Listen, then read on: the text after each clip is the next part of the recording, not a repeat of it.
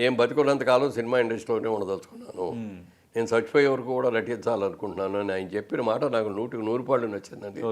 నేను తర్వాత అనౌన్స్మెంట్ కూడా చేశాను, నా till my end I will నేను యాక్ట్ చేస్తూనే ఉంటాను, నా బిజినెస్ నేను చేసుకుంటూనే ఉంటాను, రిటైర్ అయిపోయి ఇంట్లో మాత్రం కూర్చోను అని అన్నాను.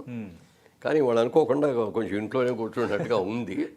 ఉన్నప్పటికీ కూడా డెఫినెట్గా యాక్టివ్ అవుతాను, మళ్ళీ సినిమాలు చేస్తాం. ఓకే సార్, ముందు మీరు అదే అతడు సినిమా వద్దనుకున్నారు, కథ అది అంటే మనం తీయదగ్గ సబ్జెక్ట్ కాదని అనుకున్నారు, నేను ఎక్కడ చదివాను, ఎంతవరకు కరెక్ట్ సార్? అంటే ఇక్కడ యాక్చువల్గా ఇదే టేబుల్ మీద, ఓకే ఇదే ఇక్కడే త్రివిక్రమ్ శ్రీనివాసుడు మా బ్రదర్ కిషోర్ గారు నేను అక్కడ కూర్చున్నాను.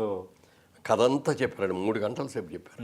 అంటే యాక్చువల్ సినిమాలాగా షార్ట్ టు షార్ట్ చెప్పారు. ఓకే, అంటే ఆయన్ని డైరెక్ట్ చేద్దాం, ఆయన సినిమాలు అంతకుముందు రైటర్గా చాలా సినిమాలు చేశారు, మంచి ఇది అవుతాడు. నేను మా బ్రదర్ అనుకున్నాం త్రివిక్రమ్ శ్రీనివాస్కే మనం డైరెక్షన్ ఇద్దాం, అతని సబ్జెక్టు అతనే డైరెక్షన్ చేద్దామని అనుకొని ఆఫర్ ఇచ్చాం. ఓకే, ఇస్తే సార్ క్షమించాలి, నేను స్రవంతి కిషోర్ గారికి మాట ఇచ్చాను ఫస్ట్ సినిమా చేస్తానని, అది చిన్న సినిమా అండి, అది చేసి మీ దగ్గరికి వస్తానండి.